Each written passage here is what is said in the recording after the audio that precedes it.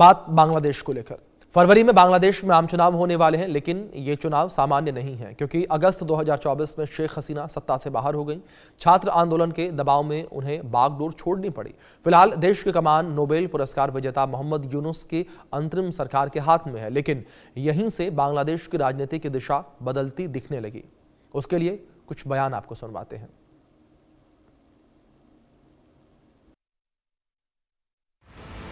Seven sisters को India से अलग कर देंगे Hasnat Abdullah, National Citizen Party. 7 states landlock है, समुद्र तक पहुंच सिर्फ बांग्लादेश से है। मोहम्मद यूनुस पीएम बांग्लादेश।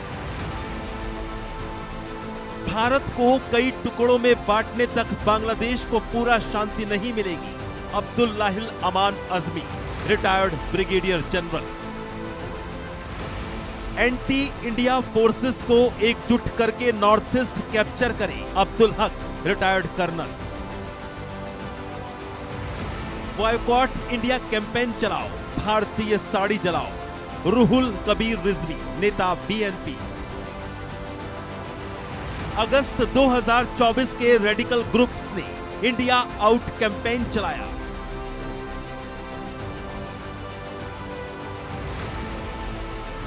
क्या ये बांग्लादेश का पाकिस्तानी एजेंडा नहीं है? क्या शेख हसीना के समय तक ऐसे बयान आते थे? नहीं तो अब क्यों? पूरी कहानी समझाएंगे, पाकिस्तानी साजिश से भी रूबरू कराएंगे। लेकिन उससे पहले समझते हैं भारत बांग्लादेश के रिश्ते कैसे रहे। शेख हसीना के समय सबसे बेहतर दौर में थे। ट्रेड और connectivity, railway, port access, transit पर काम हुआ।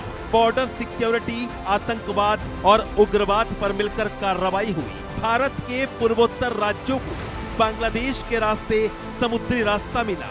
शेख हसीना के समय भारत के लिए बांग्लादेश भरोसेमंद पड़ोसी था। लेकिन जेंजी आंदोलन के बाद जब विद्रोह बढ़ा तो शेख हसीना को बांग्लादेश छोड़ना पड़ा। उन्होंने भारत से मदद मांगी और भारत ने उनकी मदद भी की। उनके बांग्लादेश छोड़ते ही बांग्लादेश की चुनावी राजनीति में एक नया ट्रेंड दिखा। जितना ज्यादा भारत विरोध, उतना ज्यादा वो खुले मंचों से भारत के खिलाफ बयान आने लगे। रैलियों में भारत दखल दे रहा है जैसी भाषा का इस्तेमाल पहले जो बातें बंद कमरों में होती थी अब माइक पर हो रही हैं।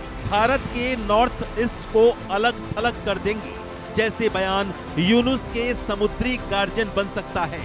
जैसे बयान भारत को बाईपास कर चीन के रास्ते से ट्रेड करने की धमकी। यानी साफ है भारत के लिए ये सिर्फ बयान नहीं, सिक्योरिटी अलार्म है। ऐसे में मन में एक ही सवाल उठता है, क्या बांग्लादेश मालदीव को दोहराने की कोशिश कर रहा है? 2023 में मोहम्मद मोइजू ने इंडिया आउट कैंपेन चलाया। भारत दखल दे रहा है जैसे आरोप लगाकर चुनाव जीत गए।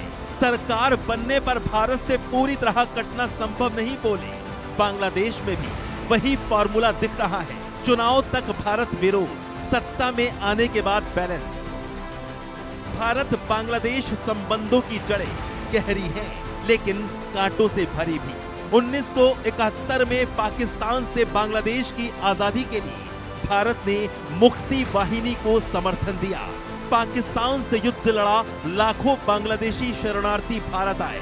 ये कह सकते हैं कि बांग्लादेश का जन्म भारत की मदद से हुआ और शेख मुजीबुर रहमान, शेख हसीना के पिता, हमेशा प्रो इंडिया रहे। शेख हसीना के दौर में भी उसी की हमेशा झलक मिली और कुछ धड़ों ने इसे भारतीय दखल के रूप में पेश कर पाकिस्तानी एजेंडे को लागू करने के लिए साजिशें रची।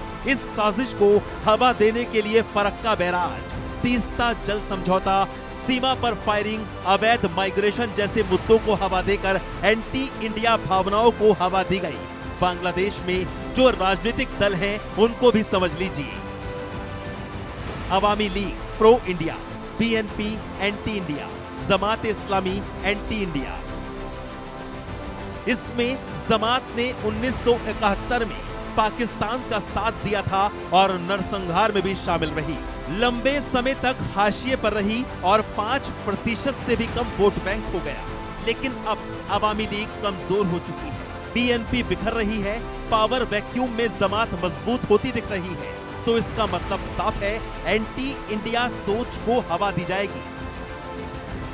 ऐसे में भारत के लिए जो चिंता का विषय है वो है नॉर्थ ईस्ट की सुरक्षा। बांग्लादेश, चीन और पाकिस्तान के करीब गया तो नॉर्थ ईस्ट में खतरा। भारत के 7 पूर्वोत्तर राज्यों की कनेक्टिविटी खतरे में पड़ सकती है।